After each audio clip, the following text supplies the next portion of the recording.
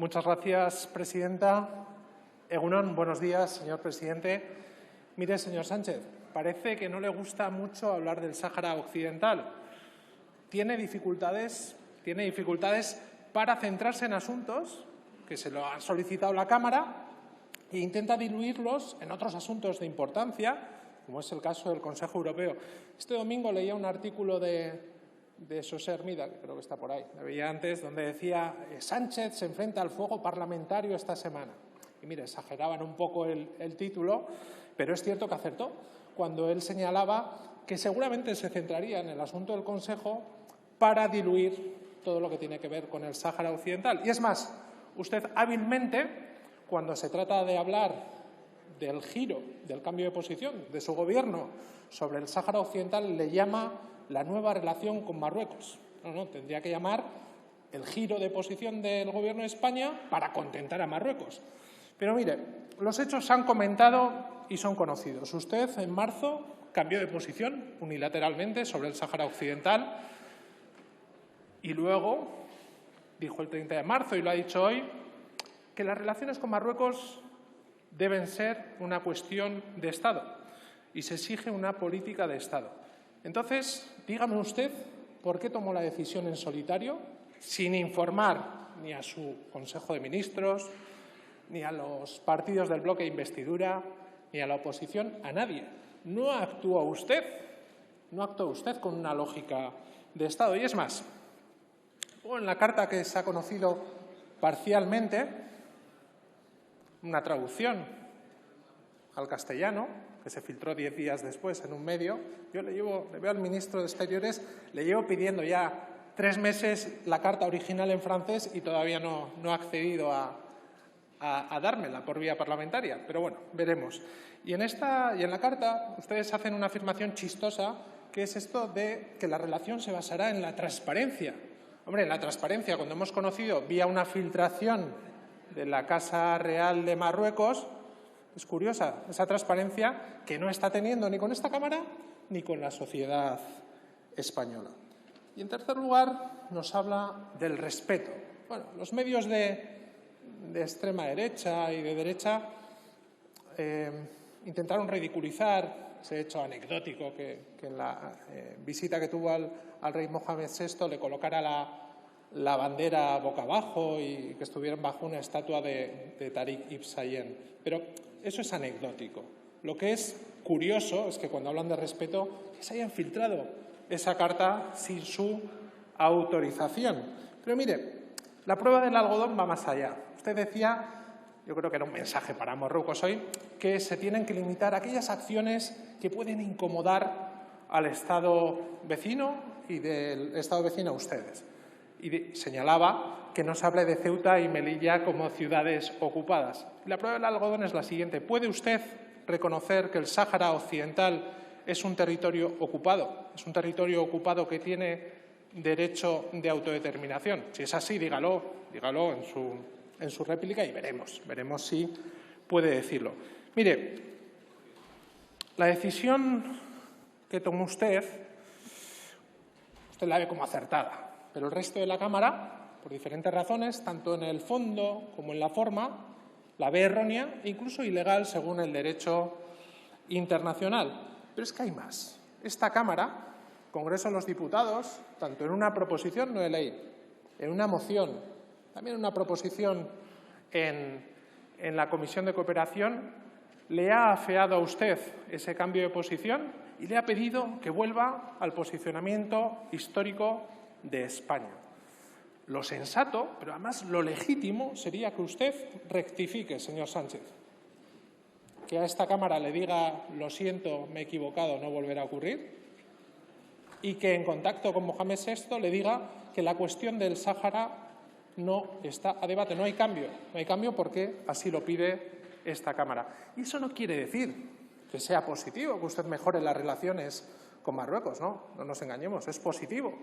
Y es de acuerdo con la Carta de Naciones Unidas, el artículo 1.2, de las relaciones amistosas entre Estados. Está bien, es correcto, pero no puede, a cambio de mejorar esa relación, vender al pueblo saharaui. Porque, mire, decía usted que siempre defenderá los intereses de España. Bueno, como cualquier mandatario de su Estado. Pero recordaba esto un poco a la frase de Lord Palmerston, ¿no?, cuando decía que el Reino Unido no tiene ni aliados eternos ni enemigos perpetuos, y él decía: nuestros intereses son eternos y perpetuos y nuestra obligación es vigilarlos. Pero claro, si vamos a una cuestión de intereses, en primer lugar sean sinceros, digan: no, esto lo hemos hecho para mejorar nuestra relación con Marruecos, pero no digan que es para dar un paso en la resolución del conflicto saharaui tras 46 años de ocupación. ¿Sabe por qué no? Porque en primer lugar es paternalista, porque dos, no lo han hablado con ellos, no lo han pedido ellos. Y es que además está dificultando esa resolución, como ellos han dicho, porque vayamos por partes. Si fuera por intereses, hagamos un repaso. En relación al Polisario, ¿cuál es la relación en este momento? ¿Han suspendido relaciones? ¿Han dicho que su gesto dificulta la resolución del conflicto? Y es más, mire, si tan bueno es el acuerdo por ellos, ¿por qué tras la nueva relación con Marruecos lo primero que hizo es irse a Ceuta, para ponerle en contradicción al Partido Popular, y lo segundo, irse a cenar con Mohamed VI? ¿Por qué, si es tan bueno, no se va a los campamentos de Tinduf a explicar a los saharauis y a los representantes del Polisario por qué lo ha hecho y que están equivocados y que su paso es el acertado? Pero es más, en relación a Argelia, hoy mismo conocíamos no solamente que el embajador no ha vuelto, señor Álvarez, decía usted: nah, es un gesto simbólico, esto en unos meses solucionado. Pues va peor, va peor. La cuestión del gas, que parecía que estaba blindada, también está en duda. El embajador no ha vuelto y hoy nos enterábamos por un artículo de opinión que hay un boicot a los productos españoles, a la compra de productos españoles. La crisis va más allá. Esto es, al menos, parece que ha habido un error de cálculo geoestratégico, al menos. Y en un momento en el cual, como os ha comentado, la cuestión energética, debido a la guerra y a la ocupación de Ucrania por Rusia, está elevando el precio energético. Pero es que, además, en relación a Marruecos, que es ahí donde está la madre del cordero, esta semana hemos conocido, decía otro portavoz, los informes del CNI que les estaban avisando que Marruecos les iba a chantajear y a presionar debido a la cuestión de Gali. ¿Para qué? Para que cambiaran de posición respecto al Sáhara Occidental. ¿Y qué hicieron? Pues eso, cambiar de posición respecto al Sáhara Occidental. Pero, por cierto, cuando habla de integridad territorial, que esta es una pregunta que se hacen mucho los saharauis de Marruecos, ¿usted incluye al Sáhara Occidental, sí o no? Le pido que sea claro, porque es una duda que está encima de la mesa y que creo que ayudaría a dilucidar el asunto. Además, tras unos meses donde la propia justicia europea ha dicho que no, que el Sáhara Occidental no es parte de Marruecos. Y mire, respecto, se lo han preguntado también, a la cuestión de Ceuta y Melilla, ¿existe un compromiso claro por parte de Marruecos que no está en duda la soberanía? ¿Reconocen la soberanía española? Y mire, más, ayer mismo hubo una reunión sobre el asunto de aduanas en Ceuta y Melilla. No hemos tenido conocimiento, al menos no se ha conocido qué resultado dio esa reunión, pero yo creo que tras las noticias contradictorias que ha habido estas semanas sería positivo que usted nos diga pues, si se van a abrir las aduanas en Ceuta y Melilla, como se dijo, o no, si nos puede avanzar algo. Creía que lo iba a hacer en su primera intervención, pero eso lo agradecería. Y mire, una cuestión que también ha comentado es la gestión de los flujos migratorios. Si vemos los resultados que dio el Ministerio del Interior la semana pasada, es que han aumentado respecto al año pasado en un 16%. No sé si esta nueva relación, si ya digo, si fuera por intereses, tanto le han beneficiado. Decía que el balance es positivo. Explíquenos en qué. Y ya digo que no es malo que mejoren sus relaciones con Marruecos, pero el precio no puede ser vender al Sáhara Occidental. Y miren, respecto al cambio de posición del Sáhara Occidental, usted decía que otros países, otros estados han cambiado de posición. Pero nos engañaba, señor Sánchez, no decía toda la verdad, porque ustedes han ido mucho más allá. Cuando dicen que la propuesta de Marruecos es la más realista, la más creíble y la más seria, no están diciendo exactamente lo mismo que Alemania, que Estados Unidos o incluso que Francia. No están diciendo lo mismo, van más allá. Y miren, España no es un país más, es el responsable histórico del drama del pueblo saharaui.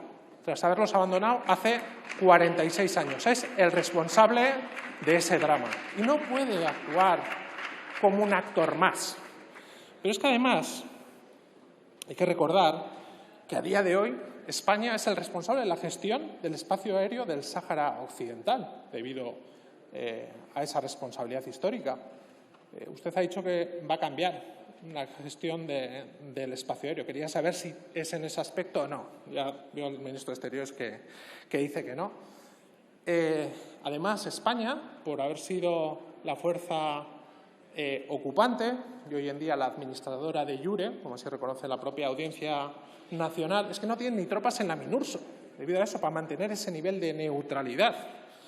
Pero es que además la propia Asociación de Profesores de Derecho Internacional y de Profesores de Ciencia Política de España le ha recordado que el posicionamiento de su Gobierno sería ilegal de acuerdo con el derecho internacional. Entonces, ya digo, es un error tanto en la forma como en el fondo, pero es que además es ilegal desde el punto de vista del derecho internacional, pero es que además no está legitimado por esta Cámara, que representa al pueblo español, como dicen tanto. Ya le ha dicho que no, en numerosas ocasiones. No está legitimado para esa posición. Es suya, es una posición personal, pero no es la de esta Cámara. Y mire, cuando dicen que, yendo al fondo del asunto, que esta posición es la más creíble, la más seria y la más realista, a ver, ¿usted cree que tras 46 años de guerra, ocupación y agresión es creíble la salida a la autonomía? ¿No lo ve un poco naif? Pero es más, es que si vemos que el único caso de descolonización vía autonomía fue el de Eritrea, y ya sabe usted cómo acabó, no parece que los precedentes por esa vía sean los más idóneos. Pero hay otra cosa que se ha señalado en varias ocasiones. Es que teniendo en cuenta cuál es el modelo territorial y el modelo de Estado de Marruecos, ¿usted cree que cabe una autonomía si por pedir mucho menos en el Rif la represión ha sido brutal? ¿Ustedes creen que es creíble, que es realista, que es seria la propuesta de autonomía para Marruecos? Incluso en el caso de que lo solicitaran los saharauis. Pero es que encima es irrealizable. ¿Saben por qué? Porque a día de hoy el territorio del Sáhara Occidental está dividido en dos. Está dividido entre la parte ocupada por Marruecos y en el territorio que es parte de la República Saharaui Democrática, el RASD. Entonces es irrealizable esa propuesta. Miren, el Sáhara Occidental es uno de los 17 territorios no autónomos que está pendiente de descolonización. Y la única medida que cabe es un proceso de autodeterminación en el cual, en un referéndum, que para eso está la MINURSO, los saharauis defiendan libremente su futuro, sea el que sea. Y ustedes se contradicen cuando su propuesta es de acuerdo con el derecho internacional. No, han abandonado esa posición para defender la salida marroquí, no la saharaui. No, esto no es por el bien de los saharauis. Ustedes lo han hecho por el bien de los marroquíes. Y ya digo, es positivo que se mejoren las relaciones con cualquier Estado, incluso con Marruecos, que tienen, como usted decía, vínculos históricos, económicos y de todo tipo. Y sé y soy consciente que no es fácil, que es difícil. Eso cualquier miembro de esta Cámara debe ser consciente que es una situación difícil. Pero ya digo, no pueden vender al Sáhara Occidental a cambio de mejorar la relación con Marruecos, porque aunque lo niega es lo que ha ocurrido. Si no, ya digo, vaya a los campamentos de Tinduf e intente explicar por qué usted cree que esa debe ser la mejor solución cuando ni ellos lo han pedido, ni ellos lo han solicitado y además se han enfadado bastante, señor Sánchez. Reconozco que no sé por qué hizo esta decisión y por qué lo hizo así. Ahí en la prensa hay todo tipo de teorías, el tiempo nos lo dirá. Lo que sí sé es que al no estar legitimado y haber sido un error garrafal, incluso desde ese punto de vista de los intereses de España, al no estar legitimado por esta Cámara y viendo que los resultados han sido no muy positivos, debe rectificar. y debe, ya digo, comunicar al Reino de Marruecos, y acabo, señora presidenta, que fue un error y que las relaciones se deben mantener, como no, de buena fe, pero que la posición sobre el Sáhara Occidental no puede cambiar. Muchas gracias. Muchas gracias, señor Iñárritu.